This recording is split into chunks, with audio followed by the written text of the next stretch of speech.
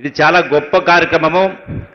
తరతరాల నుంచి అడవులకే పరిమితై ఆకలి బాధలతో అప్పులతో ఉన్నటువంటి గిరిజన సోదరులందరికీ గౌరవ ముఖ్యమంత్రి రేవంత్ రెడ్డి గారు పెద్ద మనసుతోటి మరి ఈనాడు ఫారెస్టులో ఉన్నటువంటి భూములకు కరెంటు డిపార్ట్మెంట్ ద్వారా కూడా లైన్ చేయాలన్నా, సమాలు బాతాలన్నా, వైర్ లాగాలన్నా రకరకాల ఇబ్బందులు ఉండేది.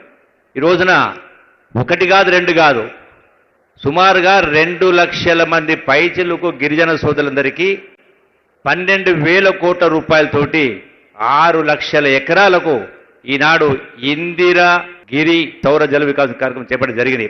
ఇది చాలా గొప్ప కార్యక్రమం. గతంలో పాలకులు గొప్ప గొప్ప మాటలు చెప్పిండ్రు, సప్లైన్ అని చెప్పిండ్రు, ఎస్సీలకు ఎస్టీలకు ఇతరులకు సప్లైన్ చెప్పి ఒకవేళ నిధులు ఖర్చు కాకపోతే మరుసటి సంవత్సరానికి క్యారీ ఓవర్ చేస్తామని చెప్పడం జరిగింది. అయినా కూడా 8 లక్షల కోట్ల రూపాయల అప్పు చేసినా కూడా మరి మన వరంగల్లో మాట్లాడినటువంటి కేసీఆర్ దుఃఖం వస్తుందని మాట్లాడిండు.